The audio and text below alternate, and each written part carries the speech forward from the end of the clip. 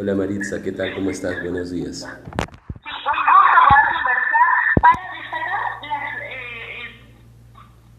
precisas que se presentan en este informe. Ya hemos visto algunos titulares en los medios de comunicación con respecto al presupuesto, por ejemplo, con el que se cuenta en nuestro país para luchar con este delito tan importante y tan grave también como es la trata de personas. Sí, efectivamente, el informe ha presentado de la manera más didáctica posible cuál es la situación del presupuesto público, cuánto representó el presupuesto respecto al presupuesto nacional en general que se ha solicitado, que se solicitó para el año 2018-2019, y ahí vemos con preocupación una disminución, ¿no? Tanto cuando uno lo ve de manera global como cuando uno lo ve también de manera específica. Por ejemplo, en el caso de manera global, uno puede decir que el Estado del 2018 invirtió aproximadamente 0.25 céntimos, es decir, un poquito más de 20 céntimos, en combatir la lucha contra la trata de personas por cada persona. Es decir, por cada peruano el Estado ha invertido poco más de 20 céntimos de sol. Pero para el 2019 eso ha pasado de 0.25 céntimos a 0.22 céntimos, con lo cual quiere decir que hay una reducción del presupuesto general que se presenta en materia de trata de personas o que se ha solicitado en materia de trata de personas. Obviamente esa situación uno la tiene que analizar de manera desmenuzada o particular. Por ejemplo, en el caso del Ministerio del Interior, el presupuesto que se solicitó el año 2018 es más o menos el mismo que el que se ha solicitado este año, un poco más de 4 millones de soles, pero preocupa la reiterancia de que sean solamente, además de este ministerio, dos los sectores que soliciten presupuesto específico para la lucha contra la trata de personas, ¿no?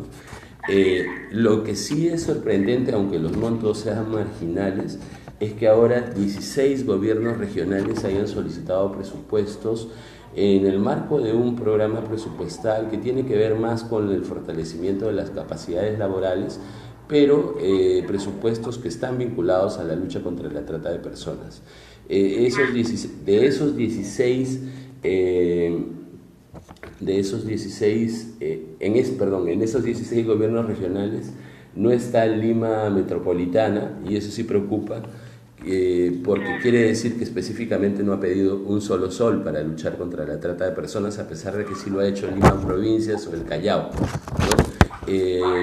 Entonces, son situaciones que si uno lo ve ya de manera particular, preocupa, ¿no? Preocupa que educación, por ejemplo, no haya solicitado presupuesto específico, preocupa que salud tampoco lo haya hecho, a pesar de que son sectores sensibles, tanto para la prevención de la trata de personas como para la recuperación, en este caso mental, de las víctimas que sabemos son muy perjudicadas en su salud mental cuando viven una situación de trata, ¿no?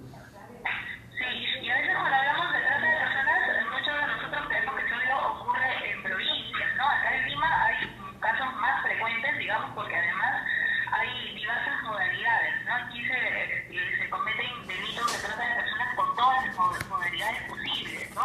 ¿Qué hacer? ¿Cuál es el compromiso de las autoridades para involucrarse y para destinar también ese espacio importante a no solo promover actividades que involucren la prevención, sino también para destinar presupuestos, ¿no? Que lleven a decir, ah, bueno, esto lo vamos a invertir en trata de personas, en luchar contra la violencia contra la mujer, que es un tema también que está muy vinculado a la trata y que obviamente convierte en víctimas, sobre todo mujeres, que son explotadas, por cierto, ¿no? Efectivamente, Lima es digamos, la ciudad donde mayor denuncias se presentan y donde mayor denuncias se procesan, ¿no? De hecho, tiene en indicadores del Ministerio Público una alta tasa de procesamiento de casos, y eso hay que reconocerlo. Luego está Madre de Dios, que también es un lugar donde se presentan muchos casos y se procesan muchos casos. Sin embargo, sabemos muy bien, como bien lo dices, que la magnitud del fenómeno es muy local, y por lo tanto también debería ser un esfuerzo de los gobiernos distritales, tanto para lo que es la prevención en el sentido de mayor información o mayor sensibilización de la población para evitar situaciones de riesgo de trata, como también una prevención destinada a la identificación de situaciones de riesgo y de denuncia de esas situaciones, ¿no?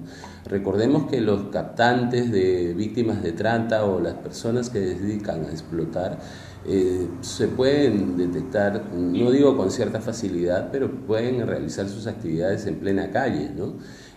Las situaciones, por ejemplo, de trata de personas con mendicidad se realizan muy probablemente en muchas de nuestras esquinas del barrio o de nuestros distritos. Sin embargo, lo vemos como algo tan natural y sin problema. O vemos trabajar a niños en algunos lugares y pensamos que en alguna tienda, por ejemplo, y pensamos que es el hijo de la persona que atiende en esa bodega, pero en realidad se trata de un niño que de repente ha sido captado a través del fenómeno o la práctica del padrinazgo y que está siendo explotado en ese lugar. Entonces hay que trabajar mucho más también desde lo distrital y por eso preocupa que el presupuesto sea tan mínimo, ¿no?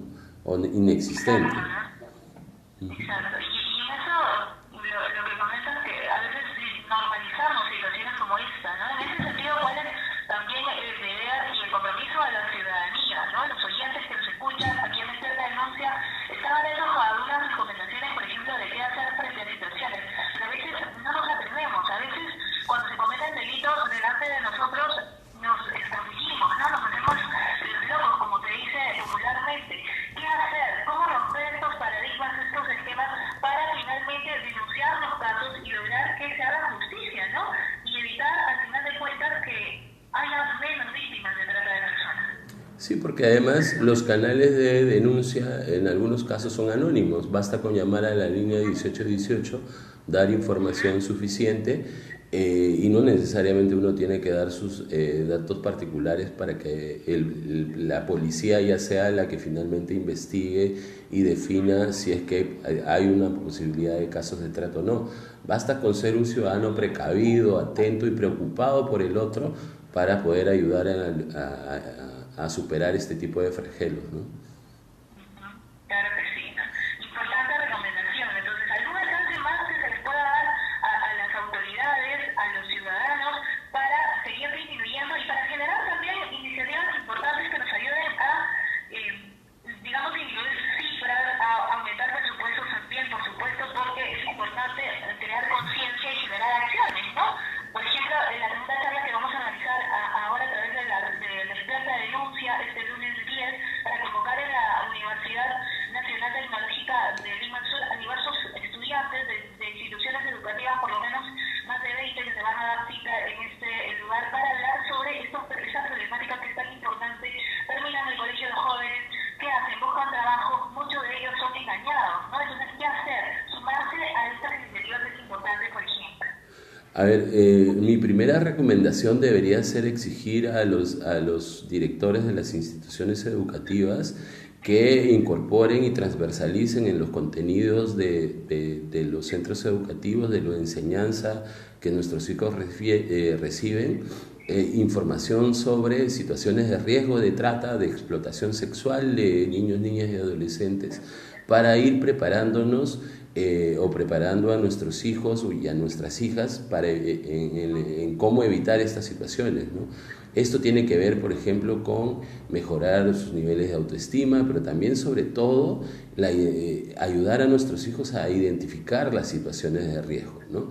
En segundo lugar, creo que hay que solicitar también, digamos, a través de la institución pública, que también realice coordinaciones con aquellos que podrían tener alguna intervención en las inmediaciones de nuestros centros educativos. Muchos captantes o muchos explotadores sexuales, por ejemplo, de menores de edad, están rondando siempre los centros educativos, y en ese sentido que pase un patrullero cada cierto tiempo, o que haya un policía que no solamente esté en la puerta, sino que esté siempre precavido, identificando situaciones o a posibles personas que podrían estar teniendo algún tipo de vínculo con nuestros hijos o con nuestras hijas, que nada tiene que ver con venderle comida o venderle dulces, etcétera, puede obviamente ser algo en lo que podría alertarse, ¿no?